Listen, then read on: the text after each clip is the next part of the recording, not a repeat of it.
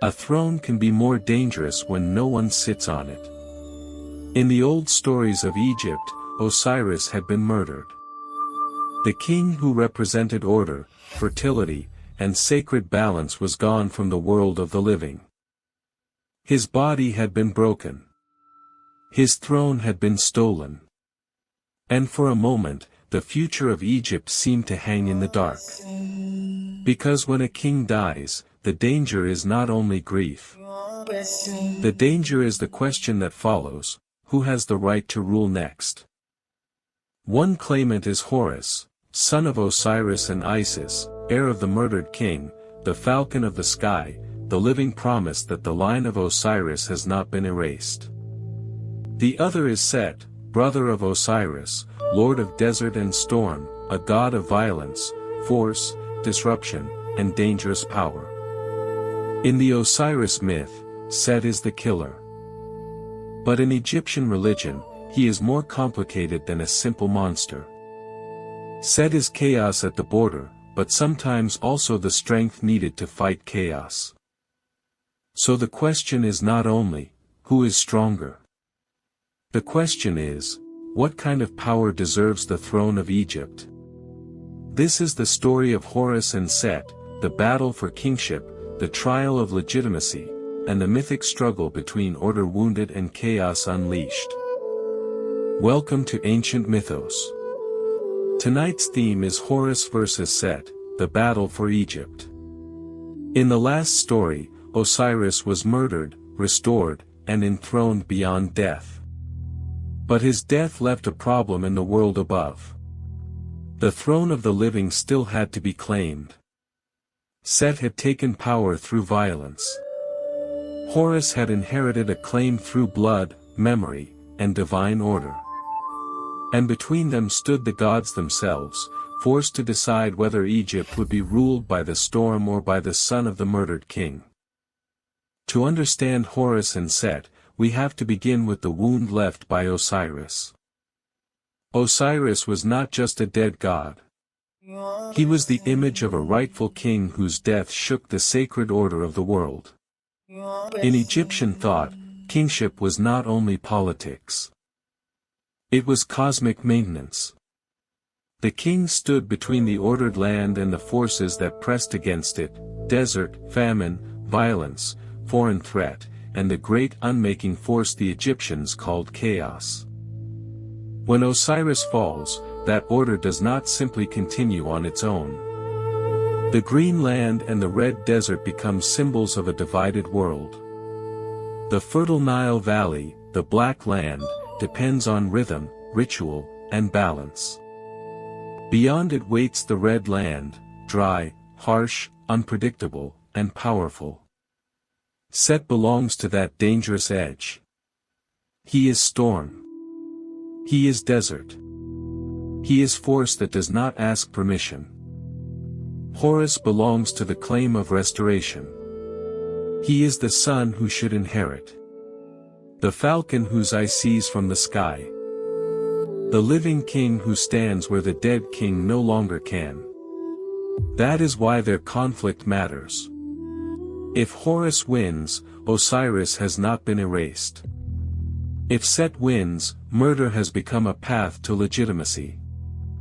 Horus does not enter the story as an unstoppable warrior. In many versions of the mythic cycle, he begins as a child, vulnerable, hidden, and protected by Isis. This detail matters. The future of Egypt is not born strong enough to defend itself. It has to be guarded. Imagine Isis in the papyrus marshes, keeping the child away from Set's reach. The heir of Osiris is alive, but fragile. His existence is already an act of resistance. Every breath Horus takes is proof that Set did not destroy the line of Osiris completely. Horus grows beneath the shadow of a murdered father. He is not merely seeking revenge because he is angry. He is carrying the burden of succession. In Egyptian royal symbolism, the living king could be linked with Horus, while the dead king could be linked with Osiris. The myth turns that royal pattern into a story: the dead king has passed into the beyond, and the living heir must rise in the world above. But inheritance is not enough if no one recognizes it. Horus must prove his claim. And Set is waiting. Set is one of the hardest Egyptian gods to explain because he refuses to stay in one simple category. He is associated with desert, storms, disorder, violence, and foreign lands. In the Osiris story, he is the murderer who attacks sacred order from within the family itself. He is jealousy, ambition, and brute force wearing a divine face. But Set is not only a cartoon villain. In other contexts, he can appear as a necessary force, a god strong enough to stand at the prow of Ra's solar bark and fight the serpent of chaos. Egypt did not always imagine danger as useless. Sometimes the dangerous force had a place, if it was controlled and aimed outward. That is what makes the contest with Horus interesting. Set has power. Set has force. Set can fight. Set can terrify enemies. Set understands the desert and the storm. But can raw force rule? Can the god who shattered the rightful king become the guardian of order? Or does his strength become poison the moment it reaches for the throne? The battle between Horus and Set is not only fought with weapons.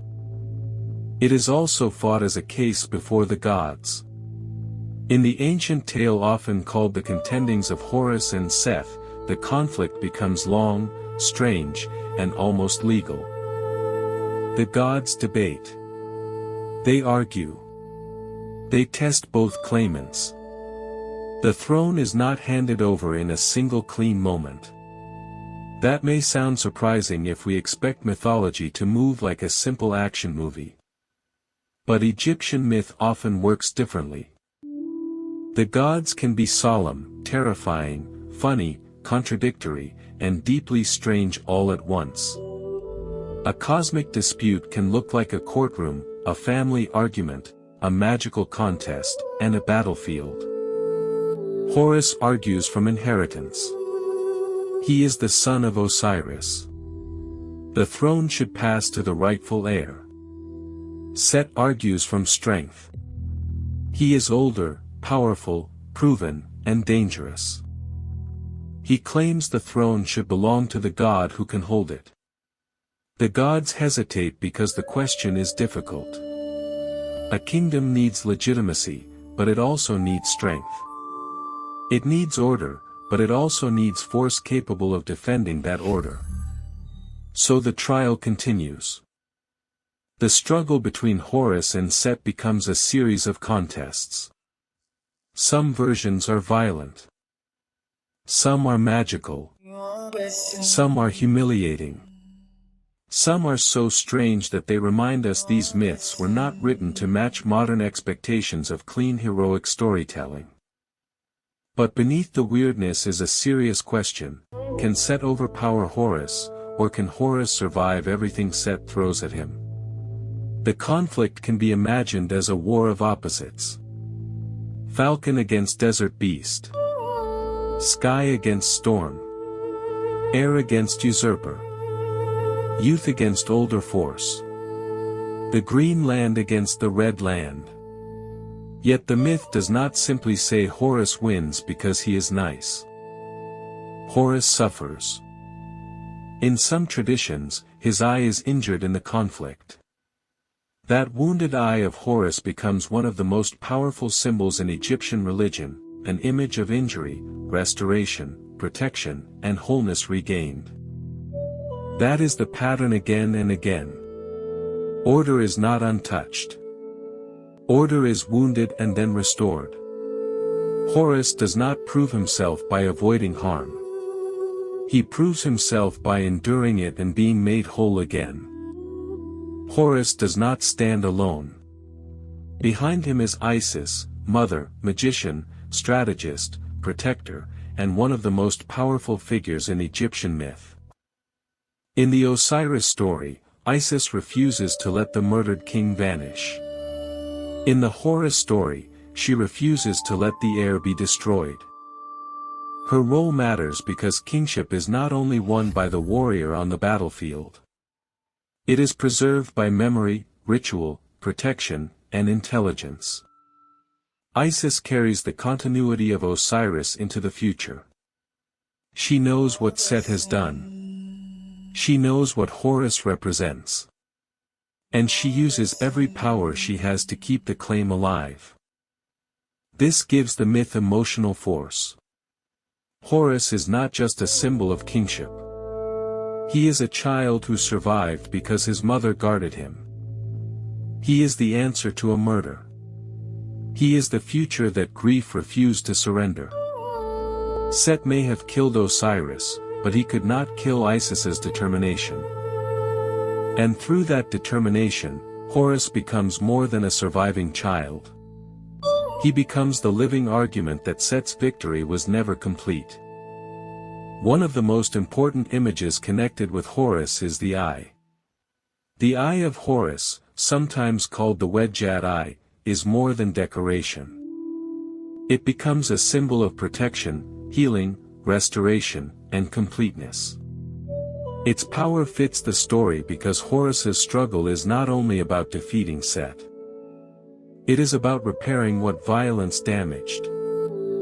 When the eye is wounded, the world feels the injury. When it is restored, the restoration means more than physical healing. It means the return of wholeness. The rebalancing of what was broken. This is why the Horus and Set conflict belongs beside the Osiris story. Osiris is broken and made whole in the realm of death. Horus is wounded and restored in the realm of the living. Father and son mirror each other across the boundary between worlds. The dead king becomes Osiris. The living king becomes Horus. And the eye that was damaged becomes a sign that order can be injured without being destroyed. Horus and Set also carry the geography of Egypt inside them. Horus can be linked with kingship, sky, protection, and the ordered world of rule. Set is tied to desert, storm, violence, and the harsh lands beyond the fertile valley. Later symbolic readings often place them against each other as black land and red land, the Nile's fertile soil and the desert that surrounds it. That contrast is visually powerful, but it should not be oversimplified. Egypt needed the boundary. The desert was dangerous, but it was also part of the world. Storm and force could destroy, but force could also defend. The question was not whether Set's power existed. The question was whether it could be subordinated to order. That is why the myth does not simply erase Set from existence. Chaos cannot be wished away. Violence cannot be pretended out of the world. The desert does not disappear because the Nile is fertile. The goal is not a universe with no danger. The goal is a universe where danger does not sit on the throne. At last, the claim of Horus must be recognized. Different versions tell the outcome in different ways, but the broad pattern is clear: Horus becomes the rightful heir of Osiris. Set is defeated, constrained, reconciled, or given another place, depending on the tradition.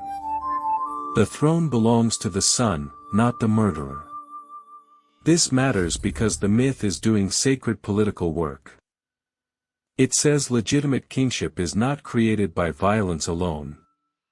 A ruler may need strength, but strength is not the same as right. Power that seizes the throne through murder has broken the very order it wants to command.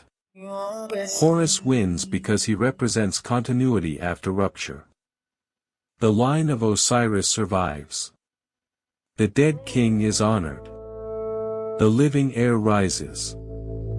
The gods acknowledge that the wound in kingship can be healed. Set remains dangerous, but he is no longer allowed to define the center. The storm may exist at the edge. It cannot become the heart of Egypt. So what is the story of Horus versus Set really about? It is about revenge, but not only revenge. It is about a son avenging his father, but not only a family drama. It is about combat, but not only combat. At its deepest level, the myth asks what happens after order is murdered. Does the world simply accept the strongest hand? Does violence become legitimacy if it holds power long enough? Or can the broken line be restored? Egypt answered through myth. Osiris may die, but his name remains. Isis may grieve, but she acts.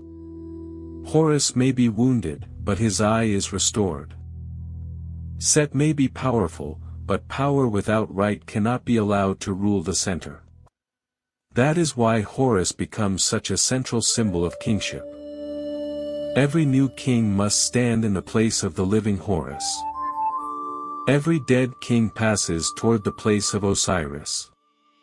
The myth turns succession into a sacred cycle: death, danger, claim, struggle, recognition, restoration. In the end, the throne is no longer empty. Horus rises as the living king. Osiris rules beyond death. Isis has preserved the future. Set has been driven from the center and returned to the dangerous edges where his force belongs. But the myth does not pretend the world is safe forever. Chaos always waits for another opening. The desert remains beyond the fields. The storm still gathers at the horizon. The throne must be defended again and again. That may be why the story lasted. Horus versus Set is not just an ancient superhero fight carved into the memory of Egypt. It is a warning about power. Strength alone is not enough. Inheritance alone is not enough. A kingdom survives when force is bound to order, when memory defeats erasure, and when the wounded eye opens again. The murdered king became Osiris. The hidden child became Horus. And the battle for Egypt became a myth about every throne that has ever faced the shadow of chaos. If this journey into Horus and Set was interesting and informative, like the video, subscribe to Ancient Mythos, and join us for the next story. More myths, more monsters, and more forgotten gods are waiting in the dark.